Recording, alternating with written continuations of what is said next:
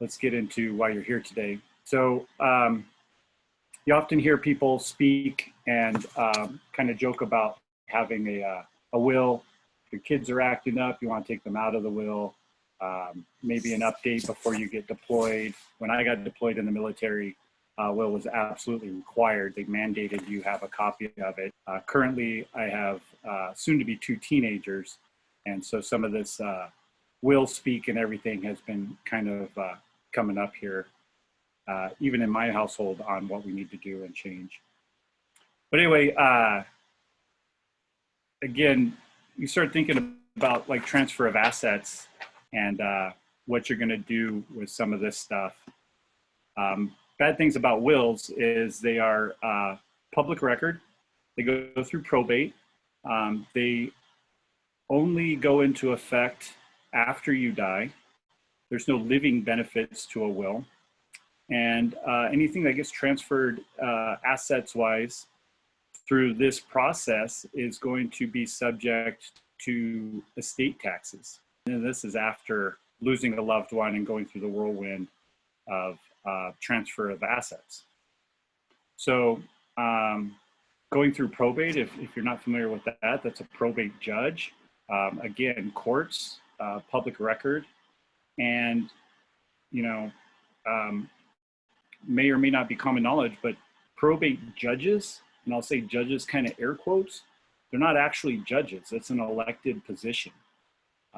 Another retired firefighter of a neighboring community actually ran for a probate judge, and absolutely wonderful firefighter. Ran a lot of calls, worked together for a long time down in the busier corners of Albuquerque, but I don't know if I would want him involved with my estate or my will. So how do I avoid this, and how can I make it a little more affordable? That's where kind of this living trust comes in. I like to say living trust, and I use the acronym PAC. It's private, it's asset management, and you get to keep control. So private asset control is a living trust. The trust can be written out according to your wishes, your values, what you want. They're absolutely your instructions on how this gets executed. The benefit is there are some living benefits depending on how you have this set up. The tax benefits, bad thing about a will, if you are somehow incapacitated, injured, disabled, anything like that, it serves no purpose. Like I mentioned earlier, the will is only comes onto the court after you die, whereas a living trust has a lot of information and wishes and things to be executed, again, while you're living, for those living benefits. And some of how we do that and accomplish that is through different lines of insurance. So if you're planning a will or have a will and you don't have a living trust, I would highly encourage to look into it and find out how this can benefit you. Again, the incapacitated patient who owns a will is unable to get any kind of living benefits. And that's kind of the insurance side of things. As far as the asset transfer or the asset movement from the owner to the beneficiaries, can't really be done with a will while they're living. So whether it be property, again, things of value, property, life insurance policy or proceeds, stuff like that, your living trust can own these things. Didn't mean to interrupt you, but just wanted to throw in, with a living trust, AJ is absolutely correct. With a will, you do not have any protections for you during your lifetime if you were to become incapacitated. What happens with a will is that it only comes into effect upon your death for a probate judge to administer. And if you're incapacitated during your life and you don't have the proper estate planning tools in place, you'll be susceptible to a conservatorship and a guardianship, which most of us aren't, that's not exactly a good thing. With a living trust, just like AJ mentioned, your trust owns these assets. So if you were to become incapacitated because your trust owns them, your successor trustee would step into your shoes and would manage those assets for your benefit, therefore avoiding a conservatorship and a guardianship if you were to become incapacitated during your lifetime. Yeah, perfect. And again, I'll say it again just to kind of reiterate, your living trust can own things for you, not only property, but insurance. And it does have some more flexibility through some of those vehicles on giving you some living benefits.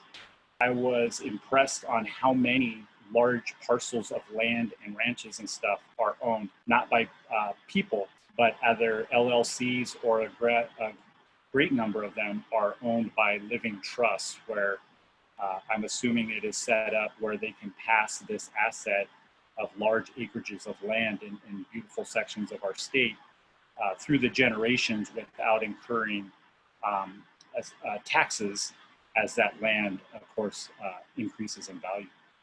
So a lot of land, a lot of trusts, a lot of multi-generation asset control and management is set up through the checkerboard property of New Mexico, set up through these trusts. Through this living trust, you get to make the rules and dictate how you give the assets and everything. My partner at the firm, he has a teenage daughter, and he often talks about how his trust is going to be set up where he gets to dictate which assets his daughter may get at certain times. So if you just transfer assets to your beneficiary with a will and without specific instructions that would be in a trust, that beneficiary could be married.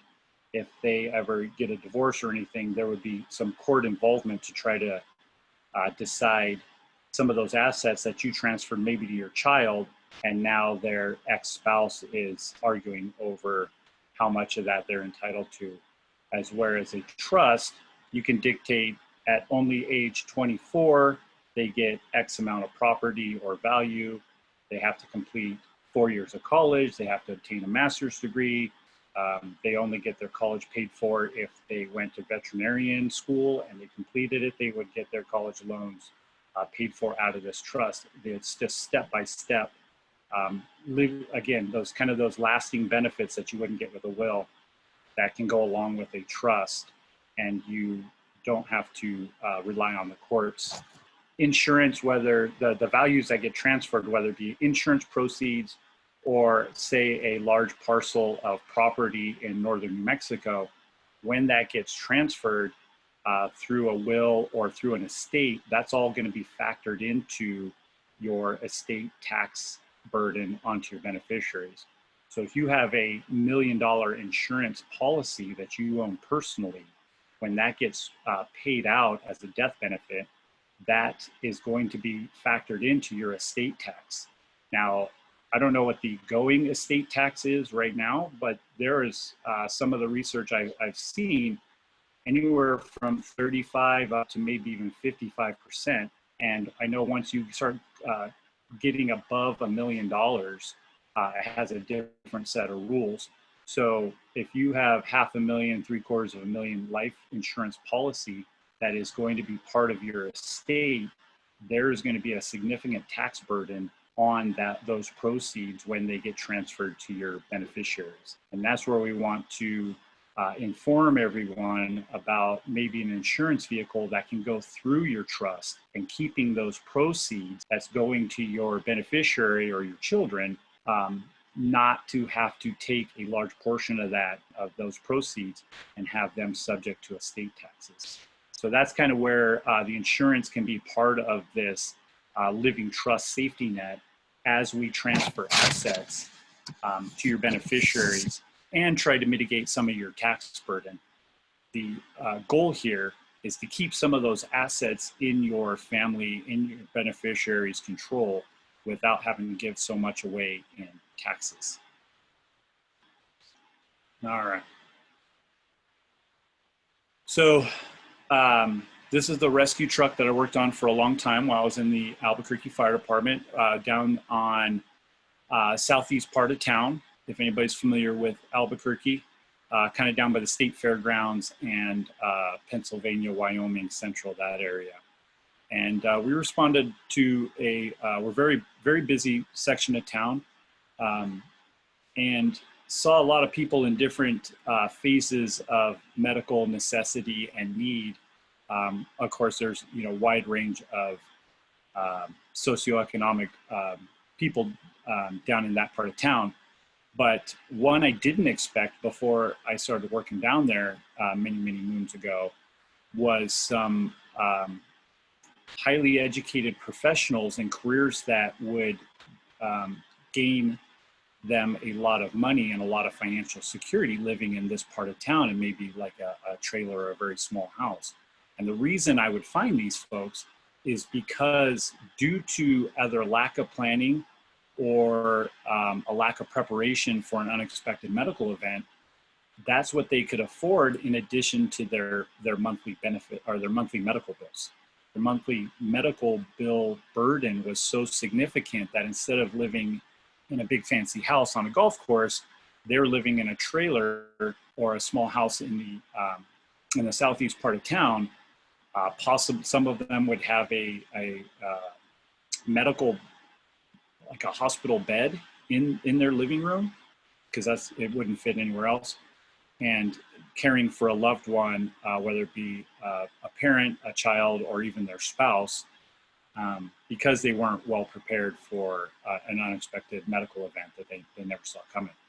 So kind of shocking to find somebody that would be automatic assumed making well into six figures a year, living in some of these conditions because of their medical burden.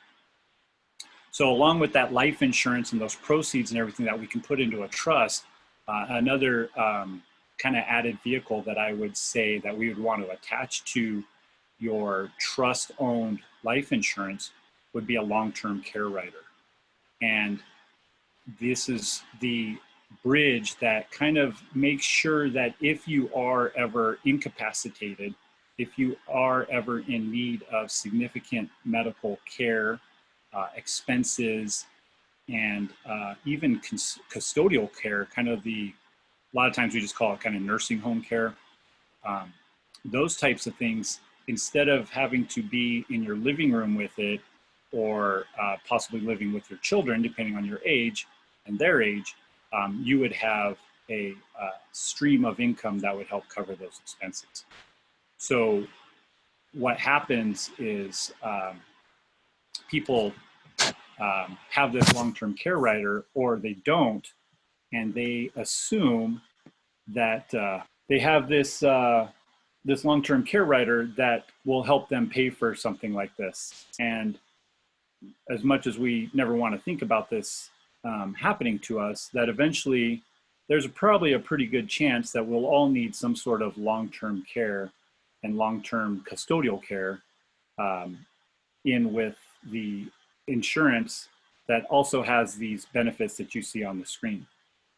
The ability for insurance to help replace your income, create your estate, whether it be an inheritance, you want to leave it to your tuition, for your kids, childcare, if your survivor wants to live maybe mortgage free, or there's a charity or a church that is near and dear to you.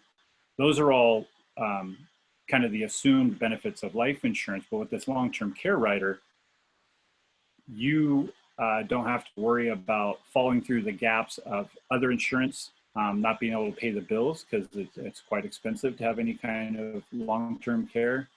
Or a lot of times Medicare does not pay for just custodial care, where you have trouble with activities associated with daily living. That ADL acronym will show up in a lot of Medicare information and insurance information.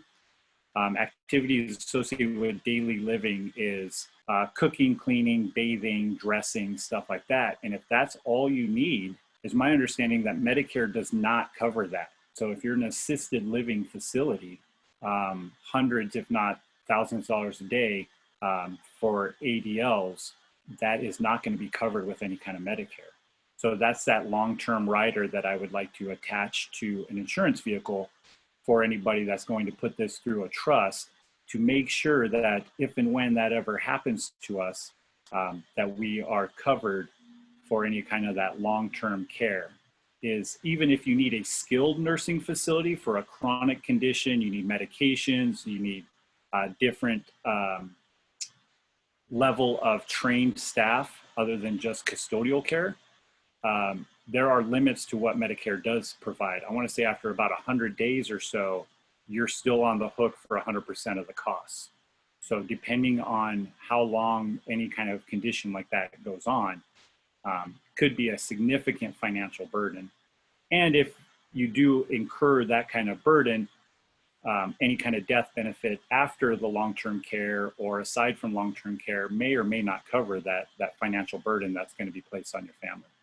So again, all these kind of put together can really give you a financial safety net if any of this were to happen, or when it starts, or when it does happen. Like I said, it seems like I saw a fairly good amount of folks that something caught them by surprise, and we'd like to be a part of, or any kind of insurance agent, financial firm, estate planning firm, obviously would like to make sure that doesn't happen to our clients. So again, life insurance, there's 3 ways to get your money out of life insurance. You can die with coverage. You have to have coverage. If you have a term policy and that term has expired, you will not be covered. So depending on what type of policy, and of course there's 100 of them, you can have coverage or have had coverage, paid for coverage that you had in the past, still be uncovered when it comes time to transfer your assets. So for a death benefit, you have to die while you're being covered. That term insurance is a lot like auto insurance. It only works when you're paying for it. There are other vehicles, and we'll talk about them here in a little bit, that you pay a certain amount, and once you get to a certain amount of kind of cash value that's been placed in your account, then you have a death benefit until you need it. It doesn't expire once it's been kind of paid in full. So number one way to get money from your life insurance, of course, is to pass away while you're under the umbrella of coverage. Some insurances, like I said, the ones that build up what they call a cash value, you can take a loan for. And you can take a loan for medical expenses. Sometimes there's different ways to get money out of that policy, maybe for a first-time home, again, medical expensive, hardship, maybe even some living benefits, but a lot of times there's a penalty, especially if you don't pay it back. And all those loans decrease the death benefit. So if you use $200,000 for one of those instances, even if it's penalty free and then pass away and it's time to exercise the death benefit, your beneficiary will get your contracted amount less any outstanding loan amounts. So if you had to use $200,000 for care without a long-term care rider, and now your policy is only worth $300,000 or something for that matter, your death benefit will be reduced with any kind of loan out of your cash value life insurance policy. And then again, so the last one, I think that makes the most sense with the most assurances of not decreasing your death benefit, is that long-term care rider that we've been speaking about. The long-term care rider that provides for any kind of incapacitation or anything does not decrease your death benefit. So if your long-term care rider has been used for hundreds of thousands of dollars, if your death benefit is $500,000, that $500,000 remains intact. So definitely a different way to get your living benefits out of your insurance policy. The insurance policy does have a cost with it, of course, so we want to get the most out of it. We would hate for anybody to pay for these benefits, and then when it comes time, find out that due to long-term care finances or a loophole or anything like that, something that wasn't explained properly for the family beneficiaries, anybody, policy owners to not get their benefits that they paid for. So again, if you're going to look into these, if you need information on these, please, please, please ask all the questions, get all the information that you possibly can. Again, some of these long-term care, these life insurance policies with long-term care riders that we're going to put, that we'd like to put into a living trust. Some of them have some pretty flexible payment schedules. Each one is different. Like it's like buying a car, red, blue, air conditioning, floor mats, driver's side, passenger side, rearview mirrors. There's 100 options. Some have some very flexible payment schedules. 10/20 paid in full. That's where, let's say we sign you up for a life insurance policy through your trust at age 45. Now you're going to pay for that for, we'll say 20 paid in full the next 20 years, whether it's monthly, annually, take a chunk out of some savings or maybe any other investment vehicles you have, and you put it towards this insurance policy through your trust for 20 years. When you retire at 65, it's paid up. Your insurance policy is now no longer in the accumulation phase, and those death benefits are waiting to be used. You don't have to keep paying later on, or like car insurance or that term insurance that I talked about, where you keep paying. Now, if you're going to pay it all, the entire value, the required value in 10 years, 20 years, it might be significant, but if you can take care of this before you stop working, then you retire with this paid in full safety net with you that you don't have to pay on anymore. Again, monthly premiums, accumulate cash value. Once these policies accumulate cash value, you do have some flexibility with taking a loan out of it and doing some things with that cash value, but that would likely decrease your death benefit. The costs and benefits are known. When you sign up this contract or this policy, you know the payments, you know the schedule, and you know the death benefit, the exact number that your beneficiaries will get. Again, transfer of assets in a trust, we're going to try to do our best to help you avoid any of those taxes. If you were, say, to rely on any kind of other investments, and there's a large downturn in the market, like say right now in the last couple months, if you were unfortunate enough to try to transfer some of those assets as a death benefit to your beneficiaries, and you're relying on something that is worth a third or 2/3 of what you had put into it, or the accumulated value, could leave a gap in some of your coverage. So unlike anything that is market-based, these insurance policies are known death benefits, known long-term care dollar amounts, known what you can and can't do, and a downturn in the market won't affect that. There are some insurance vehicles that do match market performance, but those are on the investment side. They can go up and down with value. Usually they have a guaranteed loss amount, if any, and then the upside is also capped at a very modest 4 to 6%, something like that. And again, if it's through that trust, we're going to try to navigate all this minutia to try to give you the best possible tax advantage to make sure that you and your beneficiaries are not burdened with a large tax burden on that transfer of assets. Okay, kind of talked about this a little bit. Comprehensive coverage for those long-term care riders. Assisted living custodial care is a lot different than a skilled nursing facility that would be covered, say, by other policies or even Medicare. So again, this is just a multi-layered safety net to kind of minimize those holes that you don't want to fall through. So we'd love to give you the security blanket of a long-term care rider, Alzheimer's care, those daily living activities, ADLs, you'll see that a lot. Those are the things that a long-term care rider can address where Medicare and other insurance policies may not. Skilled nursing facility, again, higher level of staff, medications, procedures, stuff like that. A lot more of those are covered. But again, you would have to look at the limits for how long they'd be covered. You might only have 100 days of coverage. And then after that, significant financial burden again.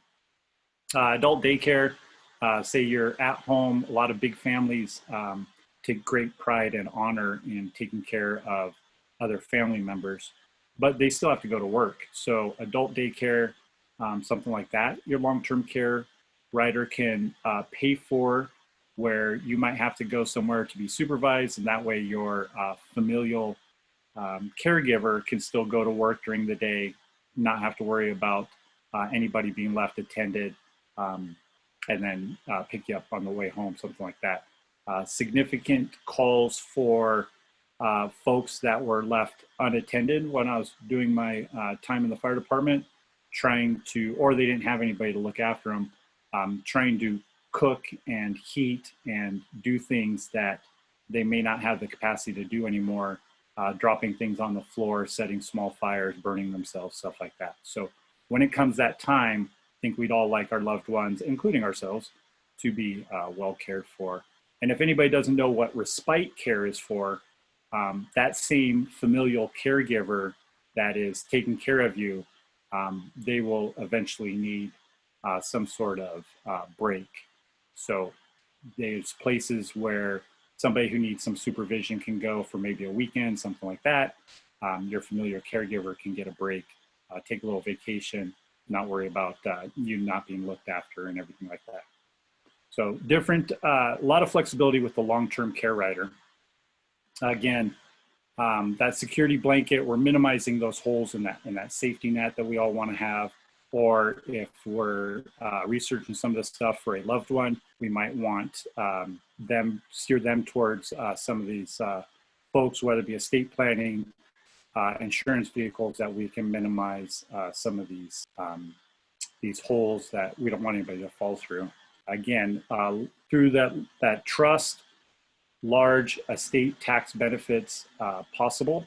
We really want to help you transfer anything of value, including your life insurance death benefit or proceeds, to your beneficiaries, and we want to give that to them whole. That $500,000 policy sounds fantastic to really set up some beneficiaries with some school, tuition, maybe even help with a house, student loan debt, stuff like that. But if we have to pay almost half of it in taxes, we're not leaving them with quite as much as we want to. And again, those living benefits, we don't want to use up any death benefits before that transfer of assets, because we're unable to prepare for long-term care. And those are those riders for long-term care, the skilled nursing facilities, custodial care, and et cetera. So hopefully I have touched on a little bit of everything, but insurance vehicles through the living trust, absolutely a great safety net to have. They're very flexible. The riders, the long-term care riders and other riders are comprehensive with 1 million options. So depending on what you want to plan for, again, Alzheimer's, dementia is a very high probability for all of us, since everybody's living longer and happier, healthier lives, well into some higher numbers of ages. The custodial care, daily living activities, assistance, those things is what the long-term care rider really comes in and can really save the day. So again, touched on a lot of different subjects. My name is AJ. I'm a advisor, independent advisor through Wealth Management Group. Been working with Morris Hall now for about a year, maybe over a year. Please, here's my contact information. Give me a call. Let me know if there's any questions. I'd be happy to answer any questions, client or not. Lisa and Jim and I have been talking back and forth about how we can kind of answer each other's questions, because a lot of this, as you kind of saw in my presentation, there's a little bit of gray area that bleeds over from one side to the next. So with that, I will take any questions anybody might have.